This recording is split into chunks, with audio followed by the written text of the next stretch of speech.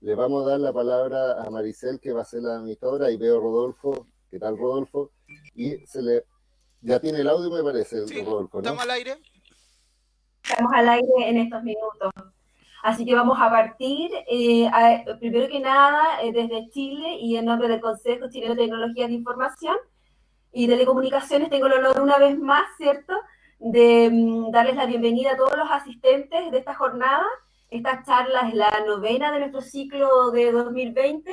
Mi nombre es Maricel Cabeza y, como ustedes saben, directora CCTIC, y estaré con ustedes en estos minutos para hablar en esta oportunidad de la problemática de la brecha digital, una problemática latente en toda América Latina y que, pese a las estrategias propuestas por contribuir a su reducción y que se matan frecuentemente en políticas públicas tendientes a aumentar la infraestructura o bien fortalecer la alfabetización digital, la pandemia global deja al descubierto la verdad, la gravedad de esta pandemia, de este problema de la brecha digital. Por eso que nosotros quisimos colocar el día de hoy como tema las formas de reducir la brecha digital en tiempos de pandemia. Es lo que vamos a tratar de focalizar, ¿cierto?, esta charla del día de hoy. En esta jornada contaremos con profesionales de distintas áreas y también de distintos países. Vamos a abordar desde Colombia, México y Chile, bajo un enfoque que nosotros conocemos y algunos saben, es un enfoque práctico con la finalidad, ¿cierto?, de abordar una cómoda y agradable conversación con intercambio de opiniones directamente desde los asistentes de esta charla. También vamos a aprovechar de dar el agradecimiento a la colaboración de Medio Digital, el periodista online, que está transmitiendo en vivo desde sus redes sociales. Así que muchas gracias también a este medio. Para todos los asistentes también, algunas pautas para formular preguntas lo podemos hacer directamente en el chat. Les vamos a dar la posibilidad de contar con 2 minutos máximos para formular la pregunta a los asistentes del panel del día de hoy, ¿ya? Se sugiere indicar los nombres de las personas a quien va dirigida la pregunta para poder ir, ¿cierto?, levantando directamente a nuestros panelistas de este día. Esta fase de preguntas se realiza al final de todas las charlas, ¿ya? El día de hoy quiero mencionar a los exponentes de nuestro panel. Son expertos de gran nivel. Tenemos desde Colombia a Marta Suárez, presidente de Dynamic Spectrum Alliance. También tenemos a Rodolfo Veloz, es Master Specialty in Fiber Optics, CEO de Brainamics, también desde Chile. Y desde México tenemos a Jorge Fernando Negrete, presidente de Digital Policy Law. Vamos a profundizar en sus bios una vez que avancemos un poquito en estas presentaciones, y quiero dar pase para saludar en este segundo a nuestro presidente del Consejo Chileno de Tecnologías de Información, que está presente con nosotros, que es Carlos Cantero. Así que muchas gracias, Carlos. Y también vamos a saludar también a nuestro director ejecutivo de CCTIC, es Pedro Huichalaf, abogado, consultor de tecnologías de investigación de ciberseguridad en la Universidad Mayor, ex subsecretario de Telecomunicaciones, candidato a magíster de Derecho y de Nuevas Tecnologías de la Universidad de Chile. Nuestro presidente también, no puedo dejar de no mencionar también que presidió la Comisión de Educación y también la Comisión de Ciencia y Tecnología del Senado de Chile. Fue alcalde, exdiputado, ex senador de la República de Chile. También hoy día participa y lidera la corporación Educa Calidad, ¿ya? Vamos ahora entonces a dar pie a todos nuestros asistentes en este minuto, porque vamos a dar pie a nuestra primera invitada y vamos a tratar de conversar un poco respecto a estas nuevas oportunidades que traen los modelos de compartición de espectro. Esto del acceso dinámico del espectro quizás será clave para minimizar el impacto de la brecha digital. Es una de las consultas que a lo mejor a través de la presentación de Marta Suárez podamos responder. Marta Suárez nació en Bucaramanga, en Colombia. Ella es ingeniero electrónico en la Universidad Industrial de Santander. Durante sus estudios de pregrado también participó en un programa de intercambio en alguna institución. Recibió un grado de maestría también de comunicaciones de alta frecuencia en la Universidad Marne-Laval, en Francia, o la Belle. Su doctorado de la Universidad de París también estuvo vinculada también con el Departamento de Telecomunicaciones y Procesamiento de Señales, es CIE, París. Después vamos a ir que nos pida, que nos cuente ella un poquito de la definición, ¿cierto?, de estas siglas de estos lugares, también como el Centro de Investigación de SICOM, donde trabajó en arquitectura y transmisores inalámbricos, fue becada por Marie Curie, y trabajó en un instituto de tecnologías también de Polonia, en el proyecto europeo PAR4CR, Asociación de Radio Cognitiva. Desde el 2013 ingresó a la Agencia Nacional de Espectro Colombia, donde apoyó las actividades internacionales de la agencia, trabajó como la asesora de la Dirección General a partir de 2015 al 2019, directora general de la ANE, y desde hace un año, Marta Suárez, la presidenta de Dynamic Spectrum Alliance, una organización global que promueve el uso eficiente del espectro, la innovación y la conectividad accesible para todos. Dejo ahora sí a Marta Suárez. Muchas gracias.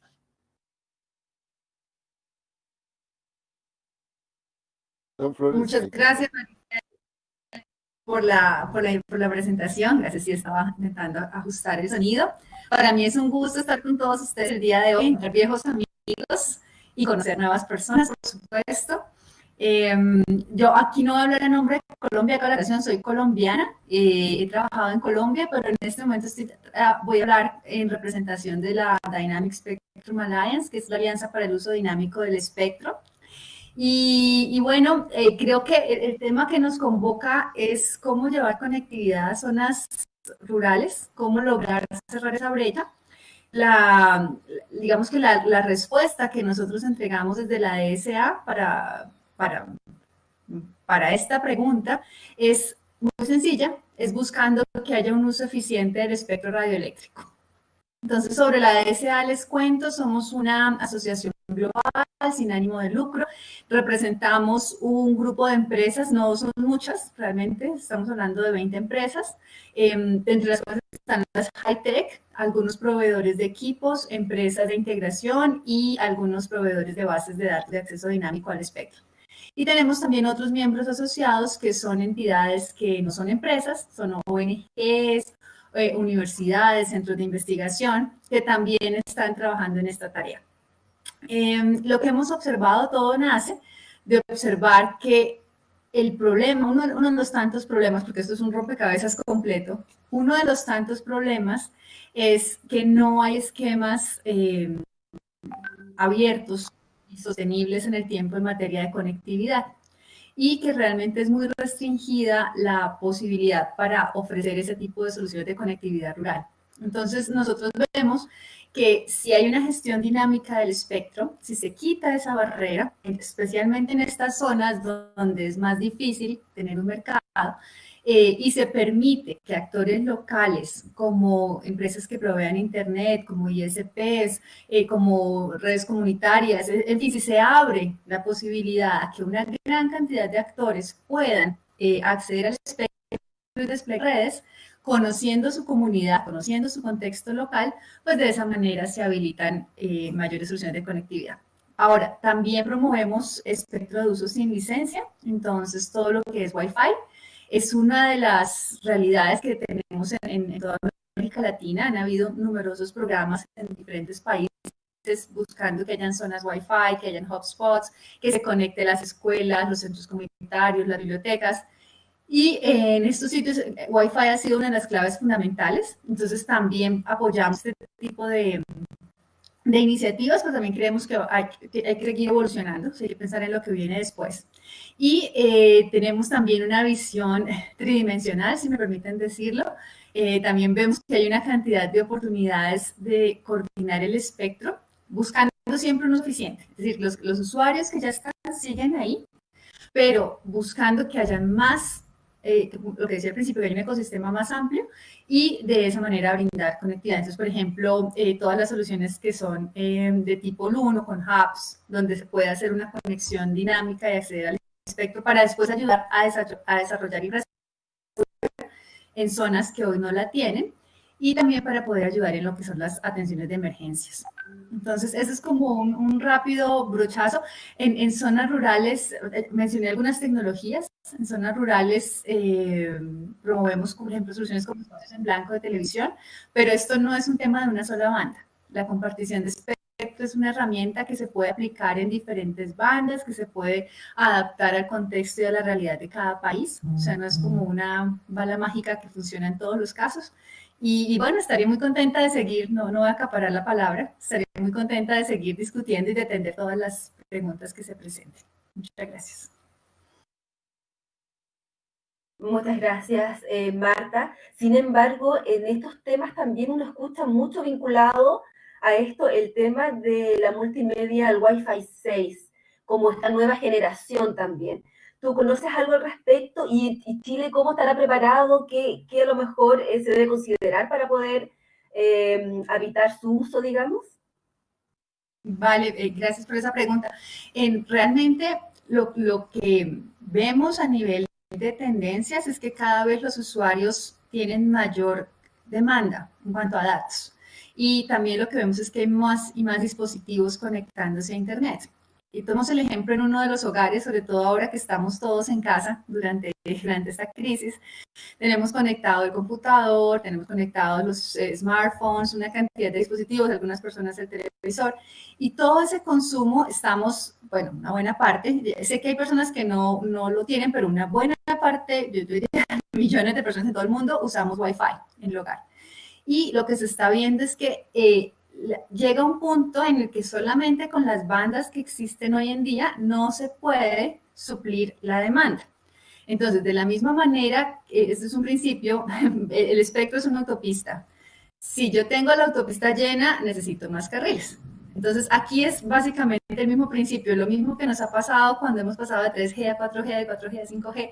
Aquí es exactamente la misma filosofía. Se requiere más un canal adicional que permita implementar entonces mayores velocidades, mayores tasas de transmisión de datos, latencia más baja. Esto habilita una cantidad para los usuarios que no están en este ambiente tan detallado. Es lo que puede permitirnos aplicaciones de tipo realidad virtual, lo que nos puede permitir aplicaciones empresariales en fábricas, es decir, habilita un nuevo ecosistema mejorando la calidad del servicio. Y en ese sentido, entonces, el estándar de Wi-Fi, las generaciones de Wi-Fi han venido evolucionando. En este momento hablamos de Wi-Fi 6, que es la nueva generación de Wi-Fi, que permite mayores velocidades, usar canales más anchos. Entonces, al tener anchos de banda de 160 MHz, de anchos de banda de 20 o de 80 MHz, como eran las generaciones anteriores, pues se aumenta el tráfico. También es una generación mucho más segura, en fin, tiene una gran cantidad de mejoras, puede hacer reuso de canales en el espacio. Entonces estamos hablando de que podemos tener velocidades del orden de 3 gigabits por segundo, lo cual realmente es acorde a lo que ahora los usuarios están pidiendo. Entonces, uno de los temas que trabajamos desde la DSA es invitar a todas a nivel mundial, a los reguladores a que consideren espectro adicional para Wi-Fi 6, para la nueva generación Wi-Fi. Estamos invitando a que sea la banda de 6 GHz. Hay varios precedentes. Es adyacente a la banda de 5 GB que ya se utiliza hoy en día para Wi-Fi. Y acaba de ser adoptado un marco regulatorio en Estados Unidos que permite el uso de esta banda para diferentes operaciones, diferentes tipos de dispositivos en esta banda, principalmente Wi-Fi.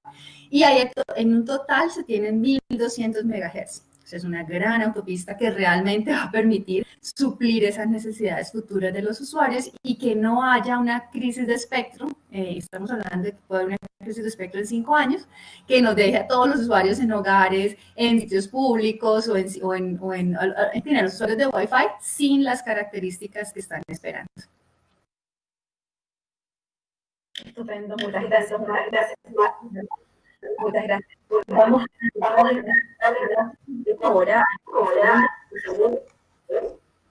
que quiere enfocar un poco el tema respecto a la conversión inminente, y estamos hablando respecto al tema análogo y digital, estos impactos y necesidades de la digitalización, ¿cierto?, en sectores salud, educación, laboral, con múltiples dimensiones, estamos hablando económicos, sociales, culturales, desde una mirada desde las personas.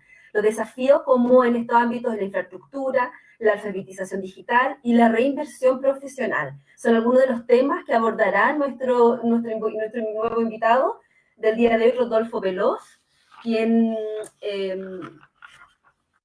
es un ingeniero electrónico en mención de telecomunicaciones, pionero también en certificaciones neutrales en temas de fibra óptica, en redes de datos y tecnologías de información en Chile. Actualmente es el CEO y fundador de Brainamics, y con algunas, también con algunas certificaciones y categorías en sus cursos que le permiten a sus alumnos también que tengan certificaciones neutrales de validez internacional y de muy alto prestigio. Así que dejamos ahora a Rodolfo Veloz. Muchas gracias. Le compartimos el audio, por favor. Dame un segundo. Muchas gracias. ¿Ahora sí? ¿Ahora se escucha? Mucho perfecto. Bueno, primero agradecer la invitación a Maricel y Pedro a esta charla del Consejo Chileno de la Tecnología de la Información y Comunicaciones. Y bueno, vamos a tratar de aportar un poco respecto de la charla y complementar también lo que indicaba Marta respecto de toda esta problemática que se viene a generar con este tema de la pandemia. Y por supuesto no tan solo la problemática, sino que también las oportunidades que se presentan. Porque básicamente yo creo que cuando se presentan problemas, lo que hay que rescatar siempre son las oportunidades, pero hay que evidenciar primero cuáles son estos problemas. Pedro, ¿hay alguna posibilidad que pueda compartir yo mi pantalla para poder hacer pasar algunas slides? Perfecto, vamos entonces a pedir a nuestro asistente que nos... Por supuesto, ya tienes el control. Perfecto. Don Florencio actúa de manera misteriosa, y ahí ya te dio el permiso. Ya lo hice. Lo que pasa es que tú no tienes la costumbre, así que lo hice más rápido. Muchas gracias. Por favor, Rodolfo. Perfecto. Ahí se está cargando, Rodolfo. Excelente.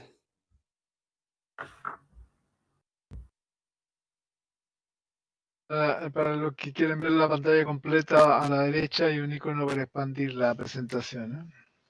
Ahí se ve la presentación, ¿cierto? Sí. Perfecto. Bueno, la idea es precisamente hablar de cuáles son las formas de reducir la brecha digital en tiempo de pandemia, y de alguna manera mencionábamos que la pandemia es precisamente de alguna manera amenaza inminente, una tremenda oportunidad para poder hacer una conversión análogo-digital. ¿Y por qué lo planteo de esa manera? Porque en realidad la brecha digital de la cual hemos estado hablando en el último tiempo ha quedado extremadamente evidenciada en unos pocos meses, y la verdad es que ha sido de alguna manera bastante brutal.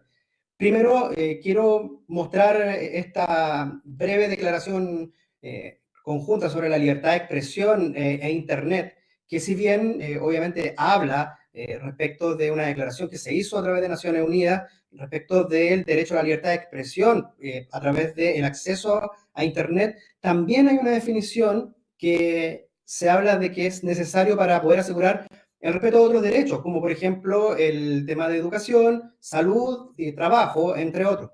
Y precisamente en esos ejes es los cuales quiero mencionar. Particularmente, importante decir que esta declaración que estoy mostrando en este momento es del 1 de junio del año 2011. Ha pasado bastante agua bajo el puente, y la verdad es que esta declaración de un derecho que se considera de alguna manera un derecho humano, si bien no lo estamos hoy día explotando como tal, no se está aplicando desde el punto de vista que realmente corresponde. Y es un tema que tenemos que adquirir realmente a nivel de los distintos países. Respecto a la educación, por ejemplo, una de las noticias que más nos golpeó fue ver la fotografía que estoy mostrando en pantalla, que precisamente muestra la realidad de muchos estudiantes chilenos, sobre todo en sectores rurales. Y ojo, no tan solo en sectores rurales, quizás aquí es donde más se amplifica, pero la verdad es que dentro de Santiago también vemos panoramas que están relacionados quizás no tan solo con el acceso a Internet desde el punto de vista de calidad de señal o disponibilidad que tengamos del acceso de las redes de datos hasta las casas, sino que también tiene relación con brechas asociadas a niveles socioeconómicos. Por lo tanto, este es un tema que impacta, y ¿dónde lo estamos viendo? Que impacta realmente en un momento en que estamos en un confinamiento y que necesitamos hacer rápidamente una conversión a una digitalización total de los sistemas de educación. Empiezan algunos colegios, algunos liceos, centros de formación técnica, institutos, universidades a aplicar de forma masiva estos sistemas, pero se van evidenciando aún más distintas brechas. Ya vamos viendo que están quedando muchos escolares atrás, hay muchos colegios que recién están implementando las clases, antes estaban enviando solamente guías a los alumnos, hoy día ya están empezando con algunas clases a través de las distintas plataformas de videoconferencia, pero se está evidenciando una brecha bastante grande en temas de educación. Las universidades ya están apuntando a que, por ejemplo, este año sí o sí van a trabajar casi por completo de manera online sus clases, básicamente también para poder reforzar el vínculo entre universidad y los nuevos alumnos que están ingresando, sobre todo este año, a la universidad y que no han tenido contacto alguno con la universidad desde el punto de vista físico. También darse cuenta de otra brecha que ha sido sumamente importante. Si bien esta es una noticia que es de Argentina, pero muestra un poco cuál es la real situación, que es completamente extrapolable a lo que ocurre también acá en el país. La verdad es que hay muchos profesores que son excelentes educadores, pero que no tienen las herramientas para poder impartir una clase bajo un formato digital, ya sea por acceso a Internet o también por problemas de analfabetismo digital. Hay distintas plataformas que, si bien muchas veces no son de difícil uso, pero falta también, hay un proceso importante de formación que ya definitivamente es inminente, que tiene que incluirse dentro de los programas de educación para quienes forman, sobre todo pensando, por ejemplo, en la educación de los escolares. ¿Cuánto tiempo logran ellos estar concentrados dentro de una clase presencial? Y llevémoslo ahora al sistema online. En el sistema online obviamente es mucho más difícil, hay que sumar otro tipo de atributos respecto de las capacidades que tienen los niños para mantenerse concentrados o también para poder mantener la atención como corresponde dentro de los distintos procesos. También hay que pensar en los padres. Muchas veces los padres no tienen la misma alfabetización digital que tienen los hijos, que son nativos digitales. También vemos problemas en salud, por ejemplo, respecto del cuidado de personas mayores, sobre todo con el problema de la pandemia, ya que muchas veces hay pacientes críticos que están siendo hoy día atendidos en los sistemas de salud, están quedando hospitalizados, algunos otros están hoy día directamente confinados en asilos. ¿Y qué está ocurriendo? ¿Cuáles son las únicas posibilidades de saber de los estados de salud o de mantener un vínculo más humano? Derechamente a través de las telecomunicaciones. Es a través del uso de plataformas tecnológicas y el uso de herramientas tecnológicas, como por ejemplo una tablet, un smartphone. Pero nuevamente entramos a temas de analfabetismo digital y estas brechas de aprendizaje que hay entre una persona que es un adulto mayor y también, obviamente, las distintas generaciones que estamos presentes en este tema. La comunicación hoy día se está haciendo a distancia, se está haciendo a través de distintos dispositivos inteligentes. Los partos, por ejemplo, también hay problemas respecto de llevar a cabo la presencia de los padres, por ejemplo, dentro de los partos, y eso hoy día también se está solucionando con el uso de las comunicaciones. Por lo tanto, acá Internet es clave, pero también, obviamente, el tener acceso a herramientas que sean compatibles con esta modalidad de mantener una comunicación por sistemas de videoconferencia. Hoy día hay muchos padres que post el parto ya tienen que estar comunicándose o manteniendo un vínculo con los hijos, por ejemplo, cuando tienen que pasar a procesos de incubadora, ya no hay no está el mismo apego que se estaba generando en un inicio. Esto, por eso digo, estos son temas mucho más humanos y por eso quería plantearlo más que nada desde el punto de vista de las personas, más que entrar en el terreno más técnico. ¿Y esto cómo lo vamos supliendo? Obviamente, nuevamente con infraestructura de telecomunicaciones y también con el acceso, no tan solo un acceso universal a los distintos métodos de transmisión de datos, los cuales nos van a generar en última instancia Internet, sino que también el acceso a los dispositivos con los cuales nos vamos a conectar, ya sea un computador, una tablet, un smartphone, pero por sobre todo también saber utilizarlo, que es cuando hablamos del tema de la alfabetización digital. También Esto ha traído algunos inconvenientes, el tema del teletrabajo. Hay noticias, por supuesto, que están saliéndose muy poco. Esta es del 15 de junio, un par de días atrás, donde ya está evidenciándose que hay un deterioro en la salud mental de las personas por teletrabajo. Y esto porque obviamente se vino de golpe, hay muchas personas que no tienen la capacidad de poder trabajar bajo un formato, por ejemplo, de autogestión, porque están acostumbrados a otros sistemas laborales. Y eso también aumenta, en este caso, la brecha digital que existe hoy día, no tan solo desde el punto de vista de la conectividad, sino que también de poder llevar adecuadamente a cabo sus funciones. Ya hay denuncias, por ejemplo, por abuso relacionado a la implementación de la ley de trabajo, la gente se está viendo más presionada, las mismas jefaturas no están sabiendo cómo manejar estos temas porque es primera vez que se enfrentan a una supervisión, por ejemplo, desde el punto de vista digital. O sea, acá hay una problemática que es global, que también tiene relación con cómo las empresas quieren llevar a cabo todos estos procesos.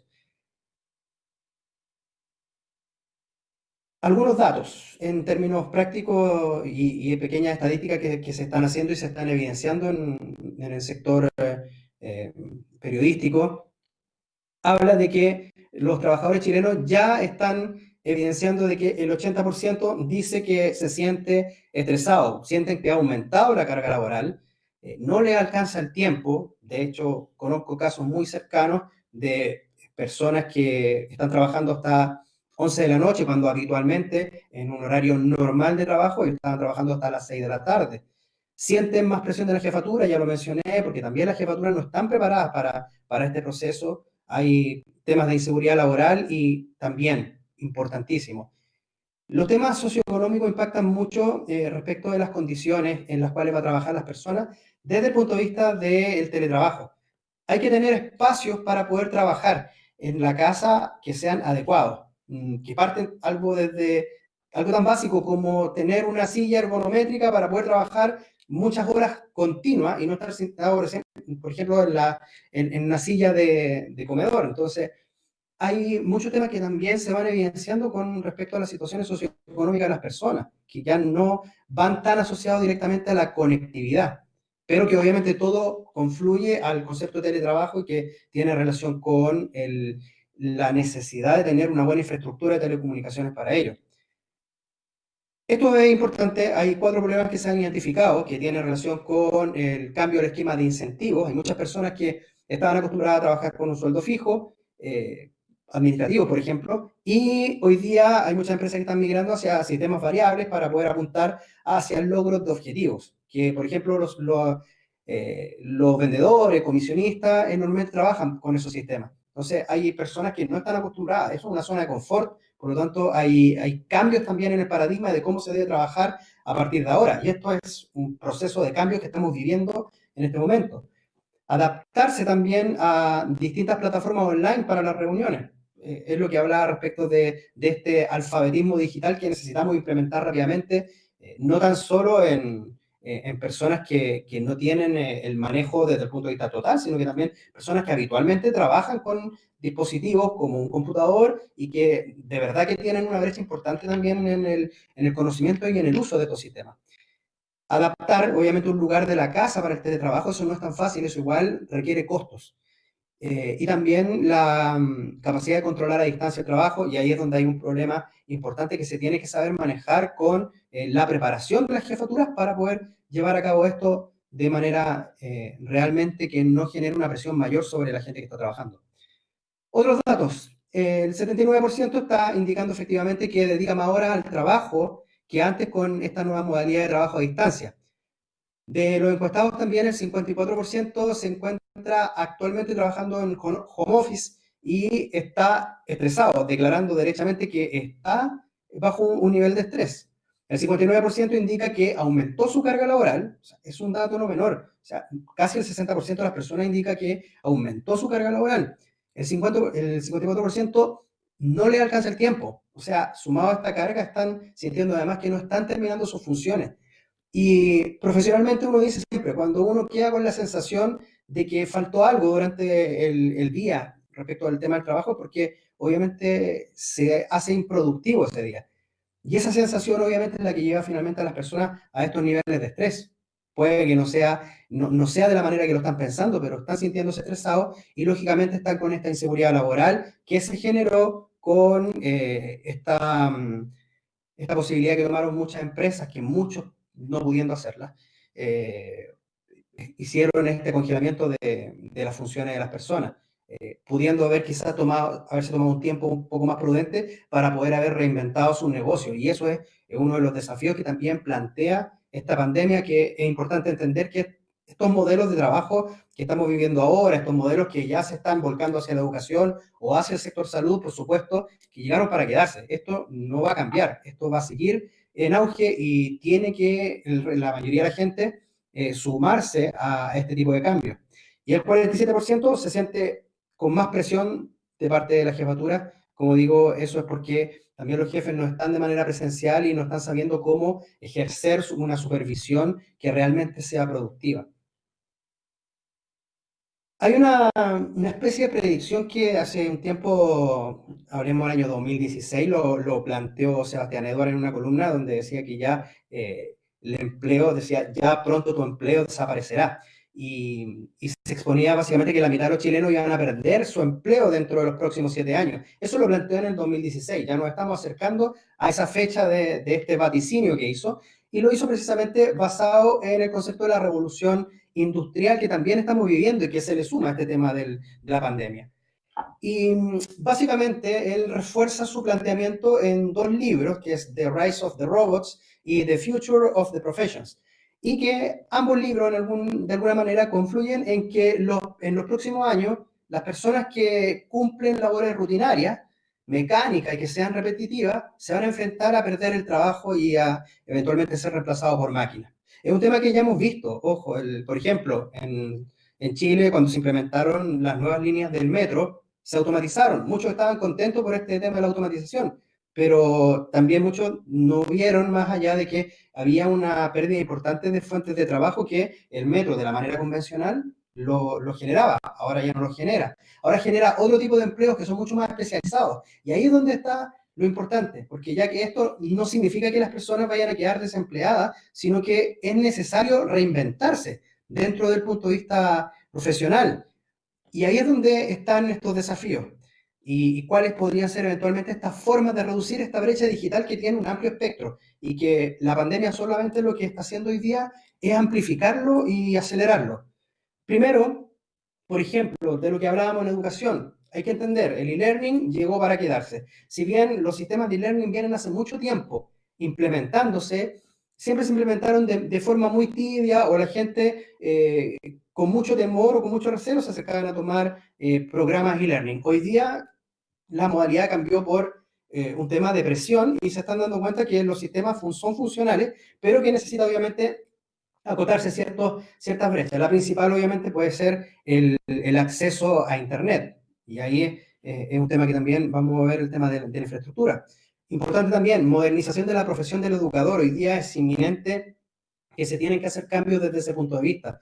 Los profesores lamentablemente se están viendo enfrentados a esas brechas, están acelerando ellos los procesos de cambio, pero aún así, por lo que he ido viendo, hablando con algunos colegas que son educadores, estos procesos están siendo demasiado lentos. También hay que entender que esto va a generar, a nivel de educación también, el desarrollo de nuevas carreras a nivel profesional, porque esta revolución industrial que estamos viviendo y que se acelera en cuanto a la llegada con la pandemia, va a necesitar nuevos profesionales con distintas habilidades. Por ejemplo, me voy al caso de la ciberseguridad. Hoy día hay institutos, universidades que están desarrollando carreras con ciberseguridad y que obviamente esto podríamos enmarcarlo dentro del concepto de nueva carrera. Y la reformulación de las herramientas básicas de formación. O sea, estamos en el mundo digital ahora y esto no va a cambiar. No vamos a volver a un mundo análogo. O sea, ya estamos en un mundo digital y la obligatoriedad para quienes todavía estaban en un sistema análogo no van a poder seguir en ese sistema y tienen que digitalizarse. Y eso hace que desde el punto de vista, por ejemplo, de educación, se tengan que reformular las herramientas básicas con las que tiene que trabajar el educador. Y también, por supuesto, las distintas casas de estudio. En cuanto a salud, telemedicina. Yo creo que posiblemente muchas de las personas que están en este momento asistiendo a esta charla ya han tenido alguna consulta que no sea de urgencia, pero que sí la están haciendo a través de los sistemas de telemedicina. Eso que hoy día a lo mejor está haciendo de una manera bastante simple, quizás a través de plataformas similares a Zoom o incluso en algunos casos, hablemos de lugares más extremos, incluso hasta WhatsApp, pero ya se está viendo que hay algunos tipos de atención que se pueden perfectamente llevar a ese proceso y evitar la aglomeración de gente innecesaria dentro de los centros de salud. Eso también obliga a modernizar el sistema de salud, porque no podemos tener este tipo de necesidad de trabajar, pero no modernizar el sistema de salud, por ejemplo, desde el punto de cómo se emiten recetas para personas que tienen que después ir, por ejemplo, a utilizar este tipo de recetas que deberían ser digitales, con posibilidades de verificación de la legitimidad de estas, y poder operar fácilmente con la farmacia, o que todo el sistema esté en línea, para que la persona simplemente se trasladara a una farmacia sin necesidad de un papel. Hoy día todo es digital y por lo tanto se puede hacer perfectamente, por ejemplo, con el smartphone, código QR, etc. Y también tener una buena infraestructura en términos de telecomunicaciones podría reducir la brecha digital para regiones que están en sectores muy australes, por ejemplo, de Chile, y que se tengan que hacer telecirugía. Esto es algo que ya se desarrolla en el mundo y que obviamente si tenemos una buena infraestructura, perfectamente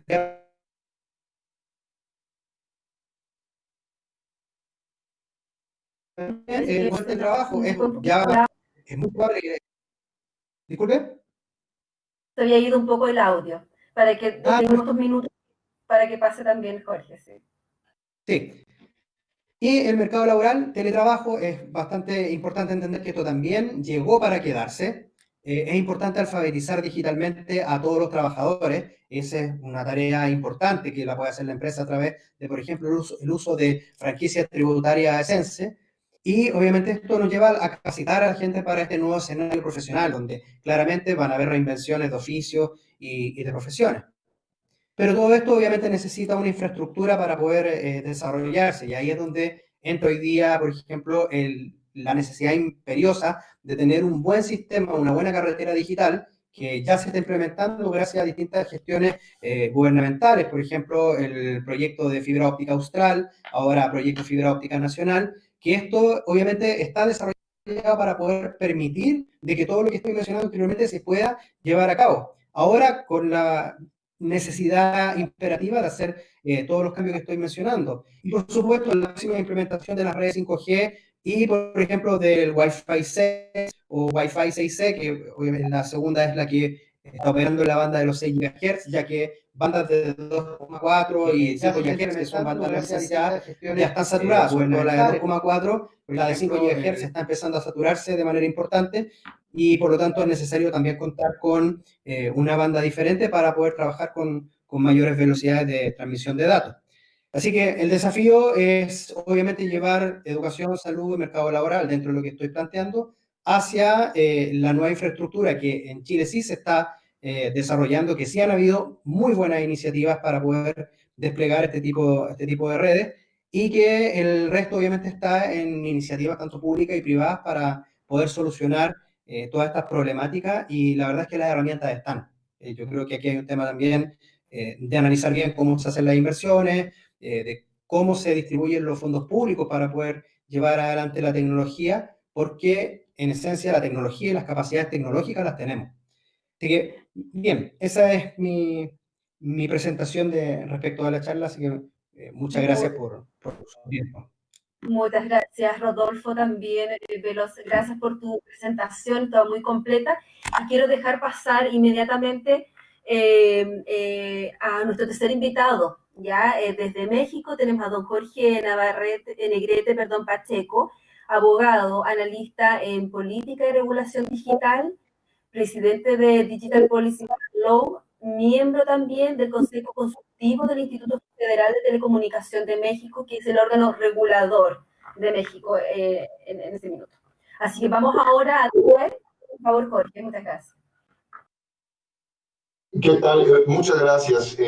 Antes de comenzar, quiero agradecer profundamente a mi querido amigo Pedro Huichalaf la oportunidad de estar hoy con ustedes por una sencilla razón. Primero, porque me pone en la oportunidad de estar con don Carlos, con don Florencio, con don Rodolfo, con Maricel, y sobre todo, y muy particularmente, con mi querida amiga Marta Suárez, a quien admiro y aprecio hace muchos años. Creo, Pedro, que Es espléndida el panel. La verdad es que yo me siento muy contento y aprecio que me pongas con tan distinguidos expositores de América Latina.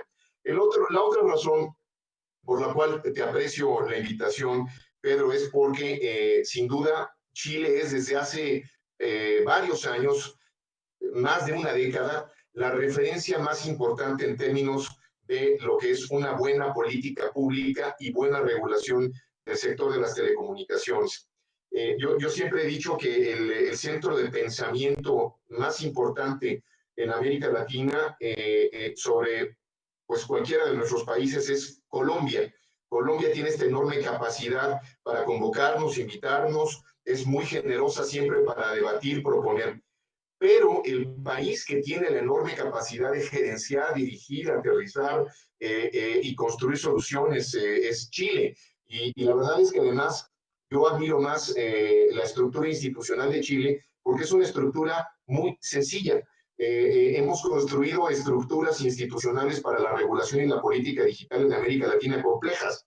El Instituto Federal de Telecomunicaciones de México es una institución a la que aprecio, a la que quiero, soy miembro de su consejo consultivo, pero tenemos al Instituto Federal de Telecomunicaciones, tenemos un área de estrategia digital nacional, tenemos una subsecretaría de telecomunicaciones y muchas áreas, y la verdad es, y así podemos repetirlas en distintos países de la región, pero Chile con una subsecretaría de telecomunicaciones tiene esta enorme capacidad de gerenciar y resolver con un muy eficiente equipo todos los temas. Y además algo que aprecio más es la enorme capacidad de que pueda haber cambios políticos o no, y siempre todos ustedes, los viceministros, tienen, o los subsecretarios, tienen la capacidad, por supuesto, a veces con la rispidez del caso, pero de dialogar entre ustedes. Y eso es algo absolutamente ejemplar. Yo te lo agradezco, Pedro, muchas gracias.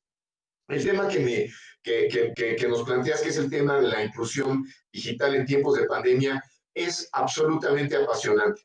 Yo quisiera, y ahora ya Rodolfo tuvo la enorme capacidad de arrebatarme algunas de las ideas que yo quería decir, por una sencilla razón. Quien está conectado a Internet y tiene servicios de telecomunicaciones, preserva el ejercicio de sus derechos fundamentales.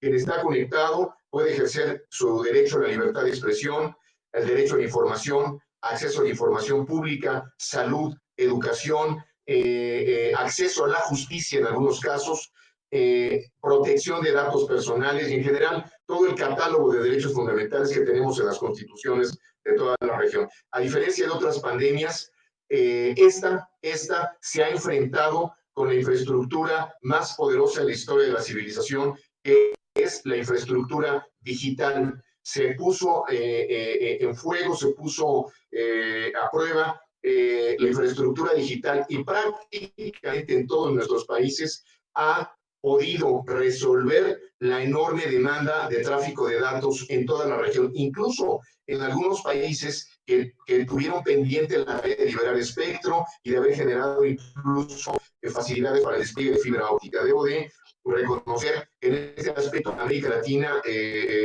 ha pasado una prueba absolutamente relevante. Entonces, el ejercicio de los derechos fundamentales a través de la infraestructura digital es ciertamente algo que por primera vez podemos evaluar. El segundo elemento es que no existe ninguna política pública, no conozco ninguna más efectiva que las políticas de salud en tiempo de pandemia, que han logrado meternos en un proceso absolutamente inmersivo de transformación digital a los ciudadanos, las empresas y el sector público. Una querida amiga que seguramente conocen, Marina Rosso Severino de Argentina, una analista del sector de telecomunicaciones, fundadora del grupo llamado Chicas TIC de Argentina, decía en uno de sus artículos que estamos siendo sujetos de un proceso de transformación digital sin anestesia, y creo que tiene toda la razón. Los efectos positivos de las políticas de salud que nos han confinado a nuestras casas y nos han obligado a transformar los procesos bajo los cuales nos comunicamos, no hubieran podido de otra forma ser tan masivos como lo que en este instante estamos teniendo. Dicho esto, podemos entonces apreciar en lugar algo que es muy importante. La infraestructura digital y el ejercicio de los derechos fundamentales por primera vez nos permiten decir que existe algo que se llama bienestar digital, compuesto por el acceso al ejercicio de estos derechos. El bienestar digital existe y lo estamos viviendo hoy en día quienes tenemos una conectividad. El segundo, tenemos que entrar al tema que tú nos planteas como reto, Pedro querido, es el tema de los que no están conectados, entonces pasan a estar del otro lado. La marginación del siglo XXI se llama marginación digital y es bienestar digital. La marginación entonces es una consecuencia justamente de la falta de buena regulación y de mala política pública en muchos casos. Pero la forma de enfrentar, la forma de abordar la inclusión digital después de la pandemia es compleja, porque tampoco puede ser con las mismas herramientas regulatorias ni de política pública que teníamos. Quiero señalar que las míticas e históricas agendas digitales de América Latina, para comenzar probablemente la más inspiradora en toda la región, que es el Plan Vive Digital de Colombia.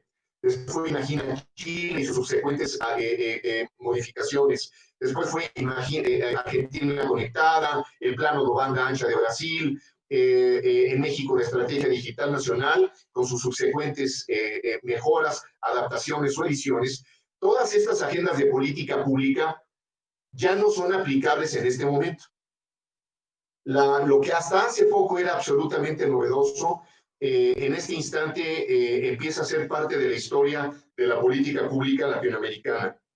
Tenemos más o menos 630 millones de habitantes en toda la región y 420 millones de latinoamericanos con una conexión móvil.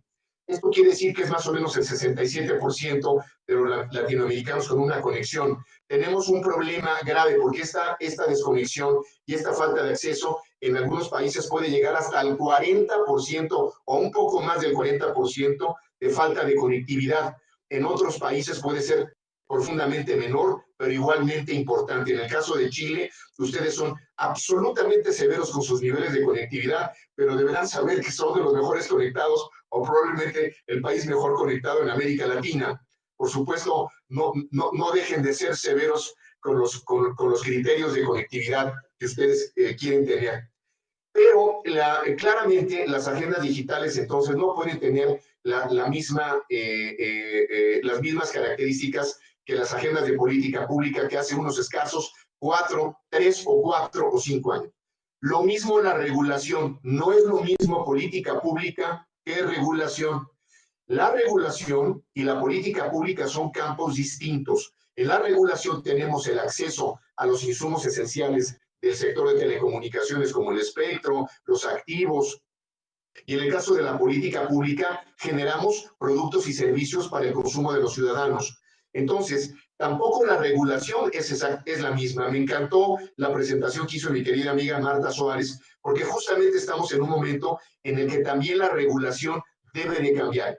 Entonces, concluyendo esta primera parte, ni la política pública de hace muy poco tiempo, ni la regulación deben ser la misma. Hay un proceso de cambio y de evolución que los reguladores y los policymakers de la región tienen que tomar para abordar el abatir la brecha digital, que además son varias brechas, no es una brecha, siempre hay muchas brechas. Ahora, me gustaría mostrar una lámina, cómo comparto mi pantalla. Dame un segundo, Jorge.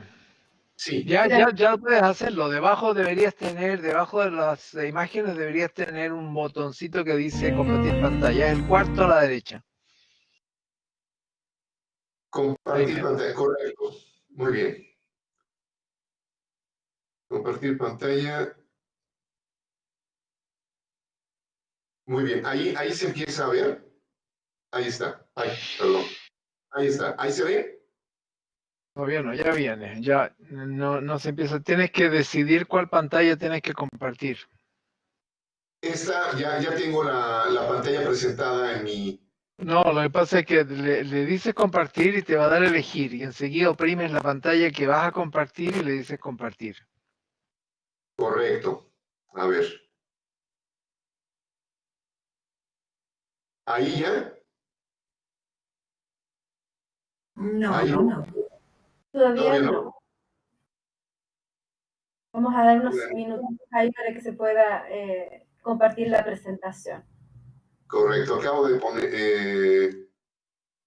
Vamos a aprovechar de todas maneras a saludar que también tenemos a otro director del Consejo en este minuto también que está participando, don Claudio Magliona también, abogado y académico de la Universidad de Chile. Muy bien, ya la va a subir. Aquí está, ya la pueden ver, ¿verdad? Sí. Perfecto. No le hagan caso a la palabra 5G. En los últimos años hemos tenido una inevitable proceso. La evolución, las distintas generaciones de tecnología han tenido un efecto disruptivo entre distintas áreas del derecho, de la economía y de la tecnología. Los distintos paradigmas a los cuales nos han llevado las distintas generaciones tecnológicas generan nueva regulación. Por ejemplo, cuando surge la tecnología 3G, se crea el órgano más importante regulatorio en el mundo, que es el más conocido, que es Ofcom. Ofcom fusiona cerca de 7 órganos regulatorios para crear Ofcom, y se crea la regulación que hasta el día de hoy es la regulación que en mayor medida influencia a América Latina. Esta regulación es una regulación pensada para una generación tecnológica. Cuando surge la tecnología 4G, surge bajo... Jorge, se silenció tu audio, tiene que haber sido por error. ¿Perdón? Ahí sí. Aquí estoy. Cuando surge la tecnología 4G, los marcos regulatorios norteamericanos fueron muy eficientes para desplegar la tecnología 4G en los Estados Unidos y poco menos eficientes para desplegar esta tecnología en Europa. Y poco a poco fueron surgiendo materias regulatorias adicionales al sector de telecomunicaciones que fueron impactando también en el despliegue de la tecnología. Por ejemplo, Europa desplegó todo el régimen de protección de datos personales, desplegó todo el régimen de derecho de la competencia, todo el régimen de protección al consumidor, y todo esto de alguna forma llevó a un momento muy crítico en el caso de Europa, donde hoy en día Europa no tiene un winner digital, y Estados Unidos prácticamente lideró el despliegue de la tecnología 4G y sus externalidades económicas, como son la creación de los grandes monstruos digitales. Si ustedes lo recuerdan, hace 10 años, las empresas más grandes del planeta eran las empresas de telecomunicaciones, los operadores, pero en los últimos 3, 4 años, las empresas más grandes del mundo, que son hijas del 4G, son las empresas que valen arriba de 900 mil millones de dólares, que son las empresas de Internet. Bueno, todo esto ha venido colapsando fronteras entre las materias y de manera muy particular, la quinta generación tecnológica para mí iba a ser el momento de ruptura de muchas fronteras dentro de todas estas materias. Me equivoqué, eso ya sucedió ahora. Las materias que se han fusionado...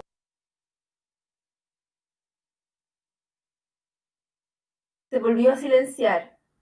Perdón, voy a silenciar. Me van a perdonar que yo volteé a la izquierda, los tengo ustedes aquí enfrente, pero quiero ver. Si ustedes pueden ver el diagrama que les presento, encontramos nuevos paradigmas. Primero, surge la integración de materias, como son la materia de telecomunicaciones con la materia TIC. Hasta hace muy poco, sobre todo aquí que hay abogados, no me dejarán mentir, estudiamos en las escuelas de Derecho de América Latina la materia de Derecho de las Telecomunicaciones, la materia de Derecho de Derecho Informático y la materia de Radiodifusión por separado. Bueno, eso se acabó. Las materias de Telecomunicaciones, TIC y Radiodifusión son una sola. En los últimos 8 años se ha venido perfeccionando toda la doctrina alrededor de la materia de protección de datos, tal y como lo tienen en la lámina, y la materia de protección de datos en el universo digital es parte de nuestra materia ya integrada al sector digital. Derecho de la competencia, sin duda alguna. La materia de derecho de la competencia hoy en día es parte integrante de la vida de la regulación del sector digital. Incluso buena parte de los servicios del sector TIC dejan de ser TIC para ser servicios telecom. A partir de la tecnología avanzada 4.5 y próxima 5G, buena parte de los servicios TIC van a nacer dentro de una nueva arquitectura tecnológica que aquí Marta seguramente nos podrá corregir mucho más, pero la arquitectura tecnológica que viene es compleja. Ya habló Marta de Wi-Fi 6, tenemos Edge Computing, cómputo, supercómputo, tenemos que invertir 10 veces más en fibra óptica, la teledensidad de radiobase se puede incrementar entre 5 y 10 veces más, y tenemos una serie de software donde 5G, más del 50% de esta tecnología elimina lo mecánico y se vuelve digital. Es decir, ya no podemos hablar ni siquiera de regulación de las telecomunicaciones, Pedro querido, tenemos que hablar de la regulación digital. Y esto es absolutamente apasionante. Entonces, el reto aquí es que para abatir la brecha digital, tenemos que pensar desde un enfoque distinto. Y ya voy a cerrar. En mi país hace escasamente unas 24 horas logramos evitar que nuestro presidente del Congreso del Senado de México lograra pasar una nueva regulación que iba a extinguir el Instituto Federal de Telecomunicaciones para crear algo extraño. Y afortunadamente logramos defenderlo por una razón, no solamente por mi aprecio, que eso es lo de menos a la institución, sino por una razón que tiene que ver, por cierto, con América Latina. México suscribió el TEMEC, el Acuerdo de Comercio con los Estados Unidos. Y van a decir, ¿eso qué tiene que ver con nuestros países de la región? Tiene que ver todo, porque este es el primer acuerdo que firma Estados Unidos con un socio comercial. Y los 3 capítulos que incluyen la nueva economía de los Estados Unidos son telecomunicaciones, comercio digital y propiedad intelectual. Estos 3 mismos capítulos los va a replicar con Colombia, Chile, Argentina, Brasil en los próximos meses que comiencen a renovarse los comercios de libre comercio. Y uno de los puntos que viene ahí en este TEMEC es tener un órgano autónomo de telecomunicaciones. Este es el elemento fundamental. Está el órgano regulador Telecom de Canadá, la Federal Communication Commission de Estados Unidos y el IFT. Era muy importante mantener este órgano y no desaparecerlo en la mitad de la operación del TEMEC. Y entonces, lo que ahora necesitamos, lejos de pensar en desaparecerlo, lo que necesitamos es darle más facultades regulatorias y dar una institucionalidad todavía aún más robusta para que pueda enfrentar un mundo que no conocíamos. El mundo móvil se complementa con el mundo fijo, se fusiona radio, televisión, telecomunicaciones, propiedad intelectual, competencia, protección de datos, y surge algo apasionante, una nueva materia regulatoria que me parece que de aquí para adelante tendría que ser la base para repensar la inclusión digital en nuestros países. Por lo pronto, muchas gracias y estoy a sus órdenes y platicamos en un momento más. Gracias. Muchas gracias, Jorge. Voy a hacer solamente una pregunta acá, que es respecto, quizás los marcos jurídicos actuales, Jorge, ¿son eficientes para esta brecha? Que ahí, en este punto, ¿cuál sería tu opinión ahí? Sin duda, sí. El tema es que esto evoluciona a una enorme velocidad. Tú tienes 2 formas de enfrentarlo. Al estilo chileno. Ustedes, a la falta, digamos, de tener la institución que quieren, han hecho muy buena política pública y muy buena política regulatoria, que ha trascendido a gobiernos. Hay otros países como nosotros que necesitamos una institución un poco más robusta y aún así nos la quieren quitar como hace 24 horas. Entonces, la realidad es que si hablo con mis colegas abogados, ellos me dirían que sí necesitamos una institucionalidad y un marco jurídico. Y si hablamos con un policy maker, nos va a decir que así lo han librado muy bien. Y entonces, yo creo que hay países que sí necesitan una institucionalidad mínima y marcos jurídicos. Me refiero a Centroamérica y algunos países de la región, probablemente como Ecuador, probablemente como Bolivia, ¿no? Donde tendríamos que trabajar un poco más en esa institucionalidad. Perfecto, muchas gracias. Vamos a pasar ahora a tratar de gestionar las personas, los asistentes que deseen formular las preguntas a nuestros panelistas. Quiero ver la posibilidad de poder dar el audio de Julián Cardona, que es una persona que está tratando de preguntar y quiero que la efectúe directamente para poder darle el audio. No tiene conectado su audio, no lo Ah, tiene no tiene- sincronizado, está solamente escuchando. Ok, Marcelo Lorca, también aquí hay otra persona que está haciendo una pregunta, no sé si la quiere hacer directamente o la leo yo. Marcelo, Tampoco tiene su audio conectado. Los que aparecen solo con el audífono auricular significa que solo están escuchando, no sintonizaron su micrófono. entiendo, perfecto. Voy a leer la pregunta de Marcelo Lorca González. Dice, ¿cuál es el rol de los organismos regulatorios en pos de la relación de igualdad entre empresas proveedores de Internet y los usuarios?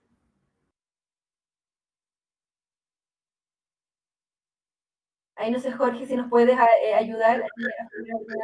Perdón, no escuché bien la pregunta. ¿Me puedes repetir la pregunta?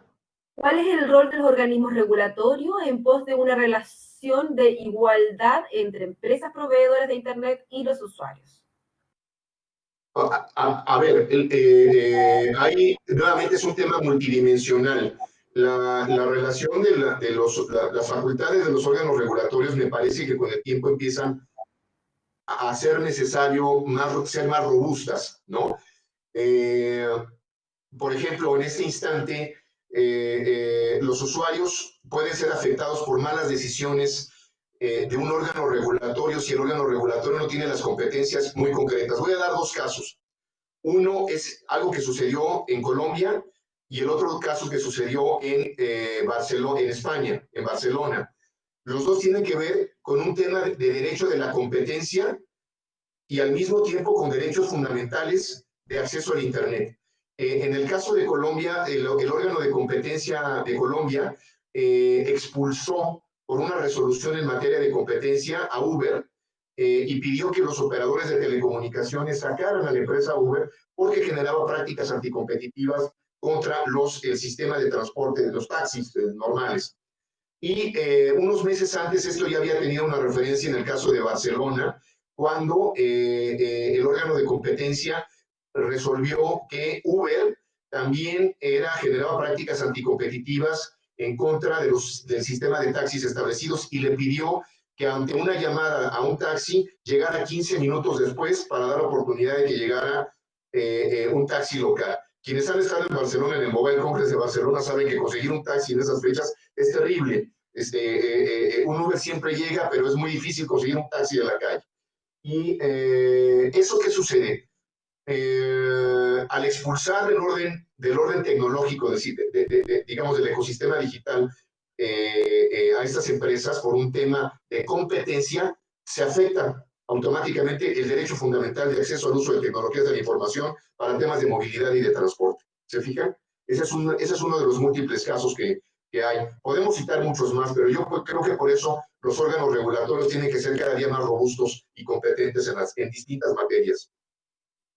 Sí, yo quiero, perdón, la misma pregunta que si nos puede contestar Marta, que tiene mucha experiencia con la vinculación con los organismos reguladores. Entonces yo quiero preguntarle más bien a Marta, ¿cuál es su visión? Es decir, ¿los órganos reguladores de los distintos países aceptan estas propuestas de sugerencias que hace, por ejemplo, la organización en la que tú participes? Y por otro lado, ¿cuál crees tú que son los focos que ponen los reguladores? Porque hay algunos que el foco de la conectividad lo impulsan para un tema recaudatorio de dinero, hay otros que lo hacen por un punto de vista de desarrollo de tecnología y hay otros que lo ven desde el punto de vista más social. Marta, no sé si nos puedes compartir tu experiencia. Ahí está con el audio. Gracias por la pregunta. Yo efectivamente respaldo lo que dijo Fernando sobre tener reguladores fuertes. Creo que es muy importante. Creo que es muy importante que las entidades de gobierno tengan personas que comprendan el medio digital como un ecosistema. A veces pasa, puede ser independientemente de la organización que tenga cada país, pero que sean personas que entiendan cómo todas las piezas se interconectan, cómo el mercado mueve al final toda la parte de servicios y cómo esto se debe alinear con las políticas públicas. Y eso solo se logra con entidades fuertes, con entidades que tengan personas muy preparadas y con suficientes recursos en términos de capacidad humana.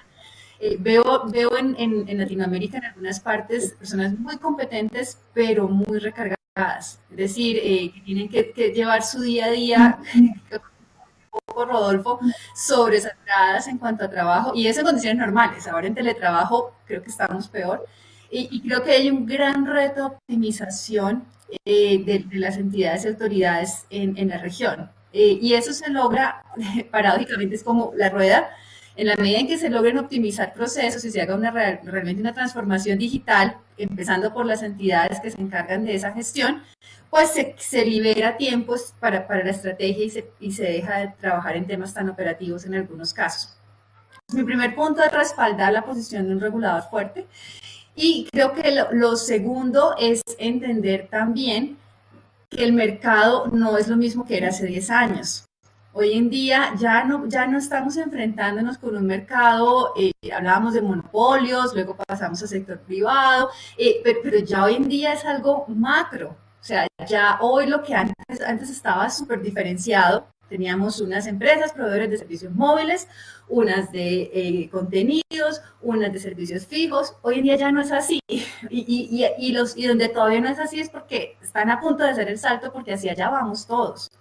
Entonces creo que es muy importante que en las políticas públicas se entienda esa realidad. Yo todavía veo en algunas partes que se habla de mercado y se imaginan solamente y hay un sector.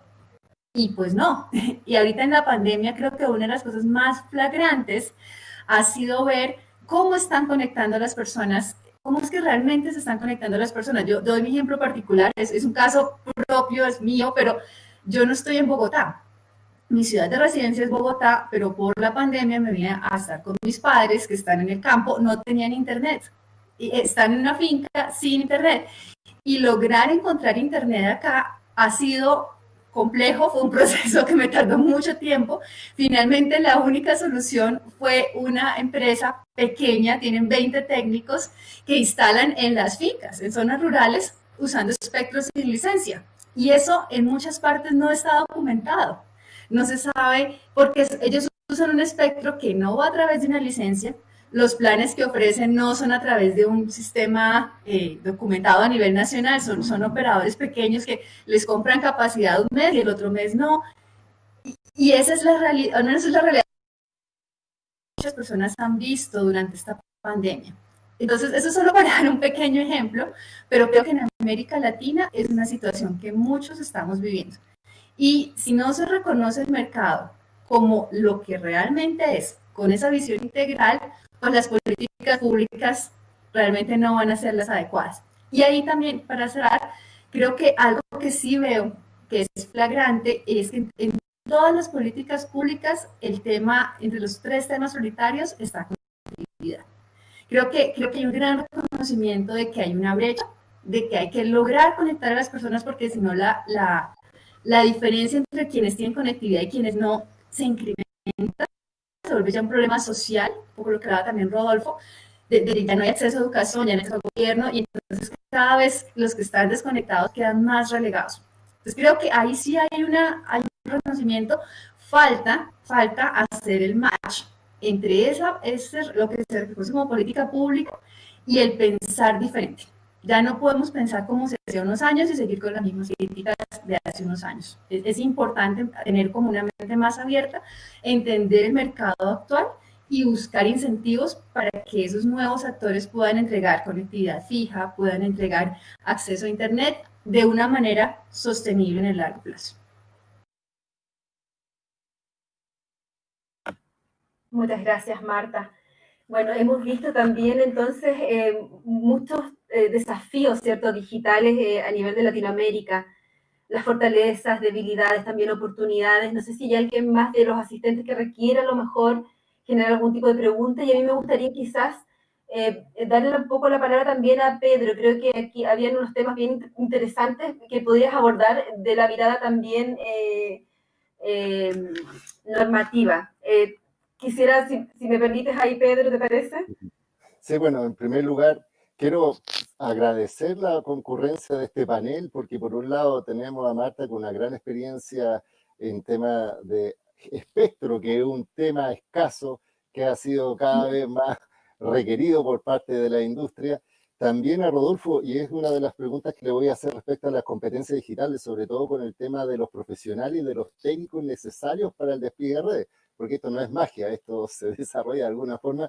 Y obviamente don Jorge Fernando Negrete, que es un gran amigo mexicano, que lo conocimos cuando yo era subsecretario, y a pesar de eso hemos continuado en conversaciones, y él tiene un medio bastante interesante, yo lo digo como plataforma de comunicación de noticias y de hechos relevantes que a todos nos integra. De hecho, estando acá en Chile uno puede saber lo que está pasando en México, lo que ocurre en Colombia, lo que ocurre en la región, porque al final esta es una mirada entre los distintos países. Porque muchas veces se hace ese ejemplo de decir un país está mejor que otro, qué sé yo, pero ¿cuál es el problema que tenemos hoy día? Estos grados de desigualdad que existen entre las personas que están conectadas y las personas que están desconectadas, aquellas que tienen competencias digitales y aquellas que no. Y por eso, sobre todo en un mundo que vemos a Latinoamérica muy segmentado, pero al final somos un gran mercado, deberíamos formar parte de un gran mercado que impulsara el capital humano. Yo creo que ha faltado mayor integración. Tratamos de hacerlo a través de Regulatel, que es una asociación que regula a los reguladores de telecomunicaciones de Latinoamérica, pero siempre pasa eso, se mira a Centroamérica con una mirada, a Sudamérica con otra, a Norteamérica con otra visión, y yo siento que hay que tener una visión más global de este concepto, porque las personas tienen igual derechos a acceder al conocimiento. Lo decíamos, aquellas que están en zonas rurales tienen la misma necesidad de acceder que aquellas que están en una ciudad grande como Ciudad de México, Santiago o Bogotá. Y solo, nuevamente le digo, agradecer porque estamos en distintos países, tenemos una mirada global. Y voy a hacer 3 preguntas muy cortitas a cada uno para que me las puedan responder brevemente. Ya Marta le había preguntado respecto al tema del espectro, solo preguntar una cosa puntual. Muchas empresas están pidiendo más espectros como de emergencia en este periodo, que le amplíen transitoriamente. ¿Cuál es su visión? Porque obviamente a quien le entregan transitoriamente después va a decir, yo quiero ser transitorio permanentemente. Es decir, ¿cómo se hace ese efecto de que se le otorga, pero después no va a querer devolver porque va a tener que utilizar? Perdón. A Rodolfo, preguntarle efectivamente sobre el tema de competencia digital y sobre su expertise en la formación de profesionales y de técnicos, porque obviamente él se especializa en fibra óptica, que es una tecnología que no es fácil, sobre todo para el tema de la mantención de la infraestructura crítica. Y a Jorge Fernando, ya explicaba un poco su lógica de cómo México ha mutado y se producen estos ejercicios de repente por una idea creativa, desmaterializar instituciones. ¿Cómo tú crees que debería, en este caso, México suplir, mantener, cambiar o no la estructura desde el punto de vista, entendiendo la dinámica de mercado? Porque hay grandes actores que son los monopólicos y que es muy difícil separarlos, a pesar de que se han hecho reformas constitucionales para eso. Eso, y muchas gracias por estar acá presentes. No sé si partimos con Marta. Bueno, sí, empezamos. Creo que la pregunta es muy interesante porque en esta época de pandemia cada quien trata de encontrar las mejores soluciones en el corto plazo. Yo les comparto en el chat un statement como una declaración que hace la DSA con respecto a esto. Básicamente nosotros creemos que es importante que las autoridades que ya han pasado por un proceso de análisis de espectro y de bandas, en la medida de lo posible las liberen y las entreguen para los casos que se requieren de mayor acceso a Internet, pero también para backhaul y emergencia. ¿A qué nos referimos? Doy un ejemplo. Por ejemplo, una de las tecnologías que nosotros creemos que es ideal para poder llevar conectividad rural es espacios en blanco de televisión. Establecer un marco para esa tecnología requiere fijar las condiciones de cómo se va a proteger a los usuarios de las bandas de televisión, porque por supuesto ellos están ahí y deben seguir operando. Entonces es un marco donde se dice cómo compartir el espectro en esa banda y usar los canales que nadie está utilizando. Eso no se hace de la noche a la mañana. Entonces, lo que nosotros recomendamos es, en los países que ya se ha venido adelantando este proceso, que ya se ha analizado la situación, eventualmente que ya han tenido consultas públicas, que se adopte. Pero el fin no es en ningún momento acelerar. La gestión del espectro es algo que en especial toma tiempo. Establecer un cambio en el uso de una banda es muy complejo. Y nosotros creemos que, por ejemplo, ahora hace poco salió la decisión de Estados Unidos de más espectro para uso libre en la banda de 6 GHz.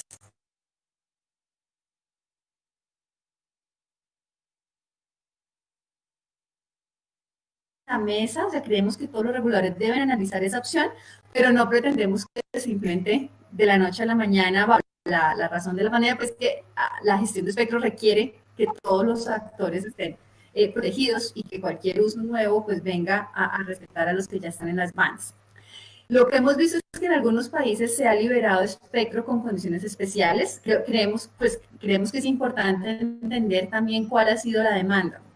Más que en este momento uno de los aumentos de demanda ha sido más a nivel de usuarios fijos, porque estamos en las casas. En muchos países estamos quietos. Entonces, creo que también es importante llamar la atención sobre qué estrategias se pueden implementar para fortalecer esa conectividad fija y pues lograr que, ojalá no vuelva a pasar una pandemia similar, pero que sí se fortalezca esta situación, o si ojalá, también aquí aprovecho para hacer un paréntesis, ojalá después de esta crisis aprendamos muchas cosas, ojalá luego seamos más flexibles en la manera de trabajar, porque también nos está dejando muchas cosas buenas, nos está enseñando que sí es posible actuar digitalmente, que sí podemos tener, yo soy mamá, tengo mis 2 hijas acá estudiando todo el tiempo y se puede, es duro para los que estamos hablando, pero se puede. Entonces yo también espero que a largo plazo eso nos enseñe cosas. Para cerrar nuestra declaración, al menos en todo lo que tiene que ver con espectro, es que se considere liberar más espectro para banda ancha, que se considere sobre todo para zonas rurales que sea espectro sin cargos y que pues espectro de uso libre, espectro no licenciado, espectro sin licencia, y que se consideren también los marcos que ya se han venido negociando, que ya se han venido discutiendo, que ya tienen un proceso adelantado, pues que se implementen rápidamente. Perfecto, muchas gracias. Seguimos con Rodolfo con la pregunta que hizo Pedro Huichalaf. Para habilitar el audio, por favor. La idea es que él mismo pueda habilitar, Rodolfo, si pero lo estoy tratando de... ¿Ahí está? ¿Perfecto? Perfecto, estupendo. Ok. Bueno, teniendo nosotros, por ejemplo, en el país buenas políticas públicas respecto del despliegue, y yéndome a los casos puntuales de redes de fibra óptica, el proyecto Fibra Óptica Austral y el de Fibra Óptica Nacional, obviamente hay muchas dimensiones que hay que revisar. Y una de las que efectivamente impacta es que si bien podemos tener muy buenas políticas públicas desde la perspectiva de la inversión en infraestructura, hay que desplegar. Y en el desplegar es donde obviamente nos vamos encontrando con estas brechas. Como bien decía Pedro, uno de los temas importantes están estas competencias digitales en la formación de profesionales y de técnicos que sean capaces de llevar a cabo este tipo de proyectos en el país. La verdad es que los tenemos, pero un poco a media. ¿Por qué? Porque la verdad es que, por ejemplo, los programas de educación que están relacionados con la formación, ya sea en el ámbito de la ingeniería o a niveles técnicos, se ven programas de comprensión de lo que es, por ejemplo, las tecnologías de fibra óptica, pero la verdad es que no se profundizan al nivel que realmente se requiere para poder llevar este tipo de despliegue. Y ahí me refiero específicamente a la formación con mucha fuerza de los aspectos técnicos. Y eso tiene otra brecha importante que tiene relación con las inversiones que tienen que desplegar las casas de educación para poder implementar los laboratorios necesarios. Las carreras tecnológicas normalmente necesitan mucha inversión y necesitan estar actualizándose respecto de la inversión en instrumentos, en equipo, en herramientas, en todo lo que son los consumibles para que los profesionales aprendan a realizar esto no tan solo en el papel, sino que realmente tengan laboratorio, que hagan o bien una ingeniería técnica o hagan una buena carrera técnica para poder apoyar los despliegues de estas redes que están siendo impulsadas por por las políticas públicas. ¿Cómo hemos nosotros tratado de paliar un poco este tema? Está precisamente asociado con las certificaciones y específicamente en el año 2013 ya nosotros empezamos a hacer un trabajo fuerte de implementar certificaciones, pero de carácter neutral. No que estén vinculadas a marcas y que haga que, por ejemplo, un vendor tome el control total de distintos tipos de tecnología o de distintos mercados, sino que esto sea abierto a todo el mundo y que la gente se entrene en tecnología, se entrene en estándares internacionales, pero que no quede casado con una marca en particular, sin desmerecer, lógicamente, los excelentes programas que tiene también de certificación las distintas marcas. Entonces, ¿esto qué es lo que hace finalmente? Mejora también las posibilidades profesionales de los técnicos, que pasan de estar en un nivel de ingresos salariales y con certificaciones normalmente logran un salto entre un 20 a un 40% en el aumento de los ingresos por este tipo de calificaciones. Y lo otro que también es importante entender, cuando armamos todos estos programas de formación, obviamente está la opción que se certifiquen, pero también está la opción que solo se capaciten. Al certificar, obviamente, tienen que rendir examinación ante organismos internacionales, pero cuando hay capacitaciones, obviamente aumenta también la masa de gente que puede, digamos, tener acceso a este tipo de estudios. Y en términos generales, en todo este tiempo, no más de 300, 400 profesionales han llegado a hacer estos procesos de certificaciones neutrales. Me estoy refiriendo solamente a certificaciones neutrales, no de marca, y no más de 2.000 profesionales que se han capacitado, al menos con nosotros, en temas de fibra óptica.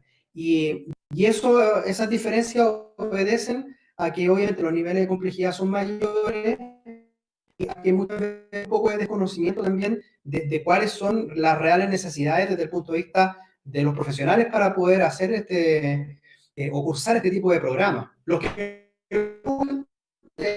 logran entender de que tenían una brecha importante de conocimiento y que cambian completamente la performance desde el punto de vista de la red cuando la implementan, cuando tienen conocimiento, que cuando solamente aprendieron de oficio dentro del trabajo. Entonces, obviamente eso también, junto con inversiones desde el punto de vista en políticas públicas, va a mejorar significativamente y se va a optimizar este tipo de inversiones.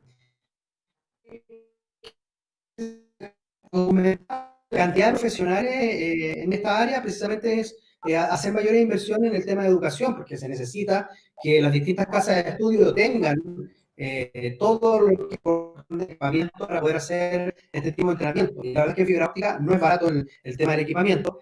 Y también que estas políticas no sean tan solo públicas, sino que también sean iniciativas privadas y que obviamente apunten a lo que realmente corresponde, que es precisamente al mundo digital, no pensar tan solo en el tema de fibra óptica, porque la fibra óptica es la carretera. En el fondo, ¿cuál es el uso que le vamos a dar finalmente al servicio que se está entregando a través de la fibra óptica, que es el acceso a Internet para distintos tipos de aplicaciones, como las que conversábamos, aplicaciones, por ejemplo, a nivel de la implementación del nuevo mundo laboral, de la implementación de la revolución industrial, o también las aplicaciones que estamos teniendo hoy día en salud y en educación? Entonces hay que darle una mirada mucho más global, no hacerlo tan sesgado y pensar que estas inversiones en formación de los profesionales y los técnicos y aumentar, por sobre todo, la cantidad de técnicos. La verdad es que se le dio, muchos años atrás, se le dio muchísima importancia a la formación de los profesionales y a la formación de los técnicos. La verdad es que se dejó un poco de lado. Después se empezó a generar nuevamente inversiones y potenciar la formación de técnicos, pero yo diría que ya fue un poco tarde. El tema de cómo se masificó en el mercado obviamente cambia. Yo creo que lo interesante sería que los técnicos empezaran a disfrutar de muchos otros beneficios desde el punto de vista profesional, como para que sea bastante más atractivo también cursar esa carrera y poder también tener acceso al mundo digital como lo necesitamos con buenos profesionales desplegando las redes. Es importantísimo el desplegar adecuadamente las redes y eso lo hacemos solamente con gente que esté adecuadamente formada. Exactamente, gracias Rodolfo. Vamos con Jorge, si puede tener el audio, si lo puede habilitar usted mismo. Sí, ahí está. Gracias. La pregunta de Pedro es muy provocadora porque vienen momentos complejos que pueden romper perspectivas o criterios en materia de competencia económica que nos parecían correctos y lo eran, y que ahora pueden ser difíciles de comprender. Me explico. La inversión para la siguiente generación tecnológica es una inversión que depende de las condiciones y de cada país, entre 5 y 10 veces más. Necesitas 10 veces más óptica o 5 veces más, y la teledensidad de radiobases. Y es una arquitectura compleja, no es la arquitectura que teníamos hasta el 4.5. Es una arquitectura, insisto, cómputo, supercómputo, edge computing. Hay una serie de elementos novedosos, por lo tanto es una infraestructura muy cara. Ya hay operadores de telecomunicaciones que incluso desde ahora avisan que no van a entrar a todo el ecosistema de infraestructura 5G. El área de data centers de Movistar lo vendieron, ¿no? Incluso Europa.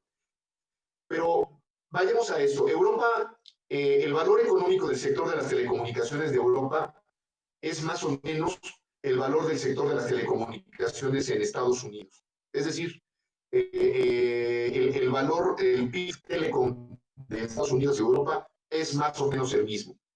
Pero, ¿cuál es la diferencia? En Europa tienes más de 60 operadores de telecomunicaciones. En Estados Unidos ahora vas a tener 3 operadores móviles, que son por la parte de T-Mobile, Sprint, queda uno solo, queda Verizon y queda AT&T. Entonces, el modelo para donde apunta es el modelo de la consolidación de los operadores, ¿no? Ese es uno. En los próximos meses sabremos de la consolidación de 3 operadores a 2 en China, con 1.300 millones, porque no les alcanza la inversión, ¿no? En el caso de México, la reforma de telecomunicaciones nos ha llevado a hacer una rara avis, porque teníamos 3 operadores de telecomunicaciones móviles y ahora Movistar ha dicho que técnicamente quiere ser un operador móvil virtual y está devolviendo espectro, está ya saliéndose de la espectro, se asoció para tener esta operación con AT&T, que tiene una red robusta y poderosa, y esto va a implicar que nos quedemos con 2 operadores en México. Claro, México ya es México. De digital, Estados Unidos tiene 3 grandes operadores, Canadá tiene otros 3, nosotros vamos a tener 2, y en la región vamos a tener entonces 7 operadores fuertes. La consolidación del mercado implica menos operadores y muchos usuarios por operador. Nada más para que se den cuenta de esto. AT&T hace 7 años entró con 3 millones de usuarios cuando compró Nextel. Rayos entró a 6. Al día de hoy tiene 17, pero cuando la operación de consolidación donde la boa se coma al elefante, es decir, donde AT&T se coma a Movistar, van a tener casi 45 millones de usuarios. Entonces, no va a ser pequeña la empresa, ¿no? Entonces, es algo muy complicado. A mí no me preocupa que haya empresas grandes, me preocupa que no tengamos los órganos regulatorios capaces de seguir ejerciendo una regulación de competencia estricta, que tengan los dientes para morder, que tengan los dientes para la regulación ex ante, ¿no? Y que tengan la capacidad para seguir pensando en el bienestar del usuario. Debo de decir que también, como rara avis, tenemos de las tarifas más bajas de América Latina fija y móvil, no así en televisión de paga.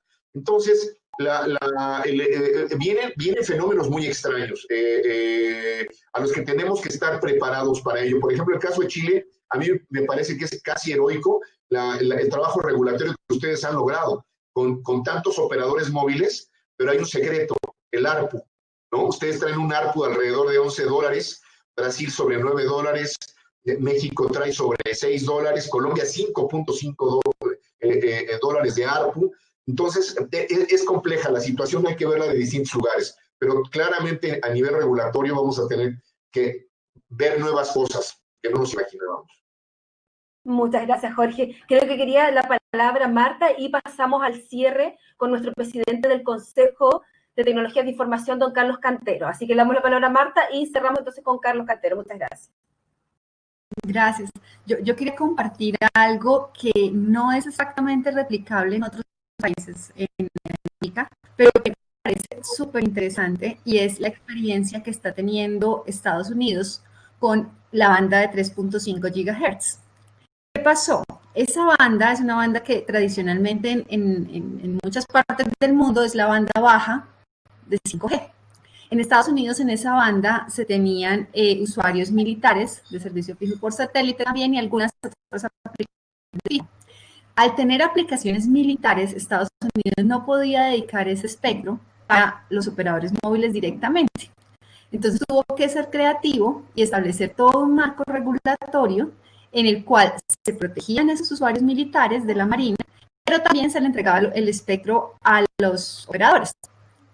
Y una vez en el marco fueron más allá y crearon un modelo de 3 capas. Entonces está en la primera capa los usuarios que ya estaban, en la segunda capa pasan por una subasta de espectro y aquí derecho o el permiso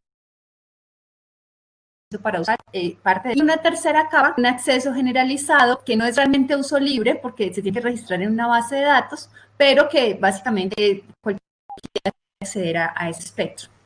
Y lo que nos ha mostrado, viniendo un poco, creo que hay 2 caras de la moneda. Lo que nos ha mostrado es que no estamos hablando ahí de que solamente están accediendo los operadores tradicionales. Es decir, la segunda capa, la que les digo que se pasa por una subasta, está planeada para ser subastada el 23 de julio, estamos hablando de un mes prácticamente, y recibieron más de 300 solicitudes para participar en la subasta. Entonces, yo lo que quiero poner de manifiesto es que aquí ya no hablamos de 2 o 3, aquí hablamos de una cantidad de entidades que tradicionalmente no accedían al espectro móvil y que gracias a este marco regulatorio lo pueden hacer.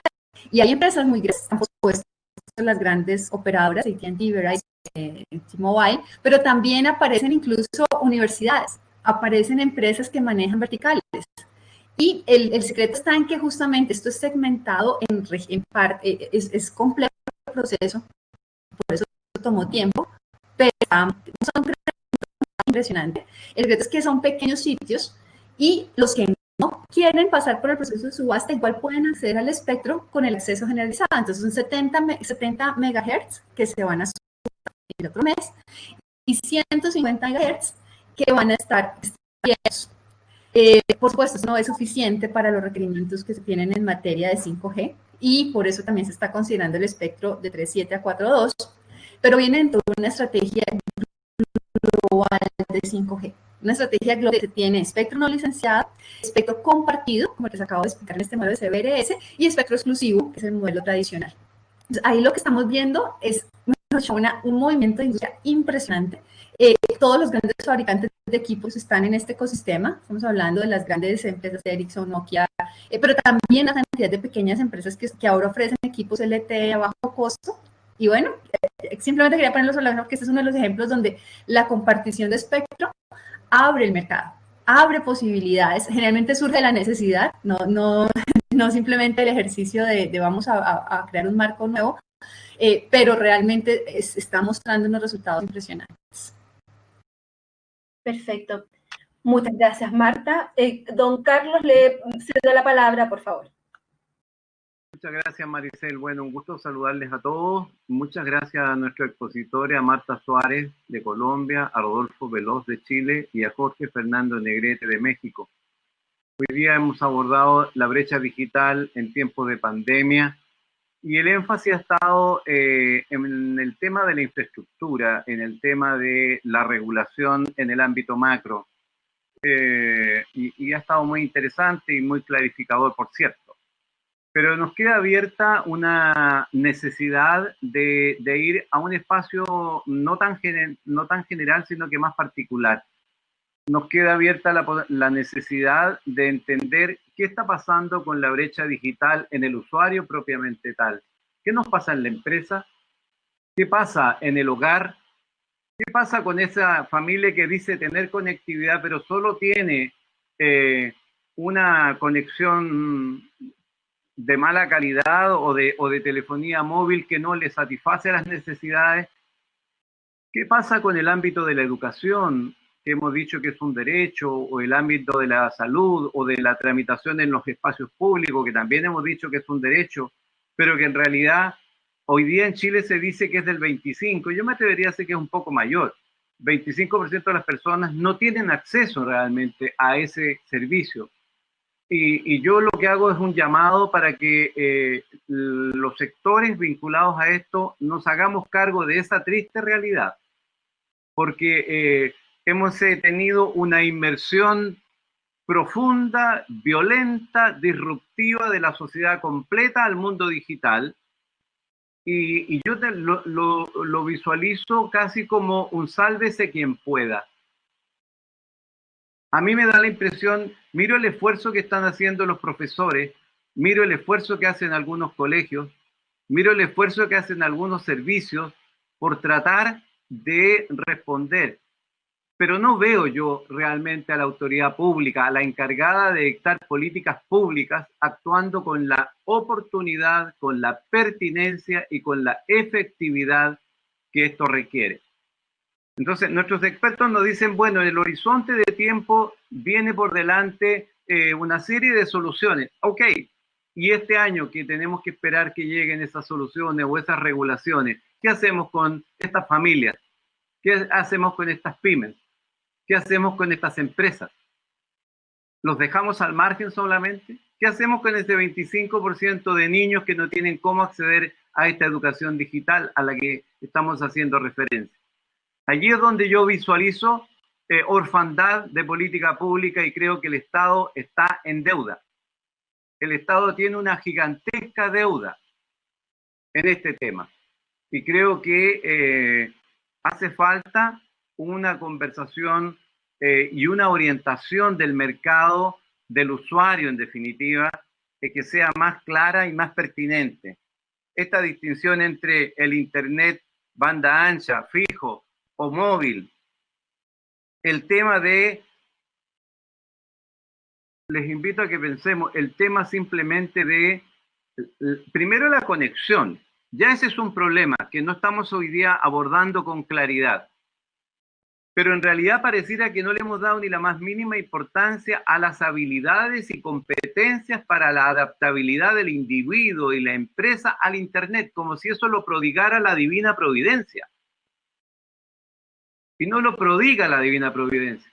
Lo tiene que prodigar una buena política pública que en América Latina no la veo. Y en Chile no la veo. Entonces, en ese sentido, me parece que debiéramos darle el mismo énfasis que le hemos dado al tema tecnológico y de infraestructura, de modelo de negocios incluso, respecto de esta otra parte que tiene que ver con la conexión propiamente tal y el desarrollo de habilidades y competencias, repito, en las personas, en las organizaciones y en la empresa, para que la usabilidad de esta infraestructura realmente alcance la eficiencia y la eficacia que nosotros queremos.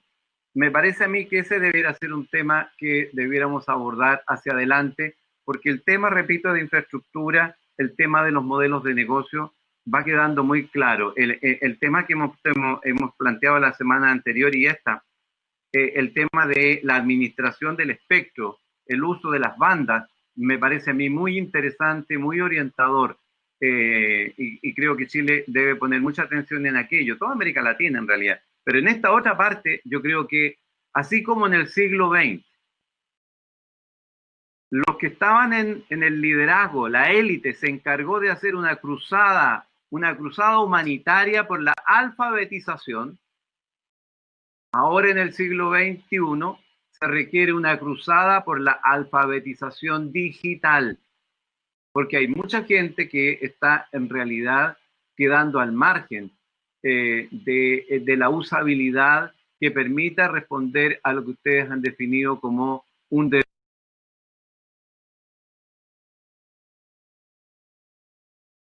Humanos tenemos que ver ahora cómo se implementan en el área chica, es decir, en un hogar, en una organización o en una empresa. De eso hablaremos, espero, en la próxima sesión. Muchas gracias entonces a nuestros invitados por sus interesantísimas exposiciones y al equipo, como siempre, un abrazo y las felicitaciones por el trabajo bien hecho. Muchas gracias.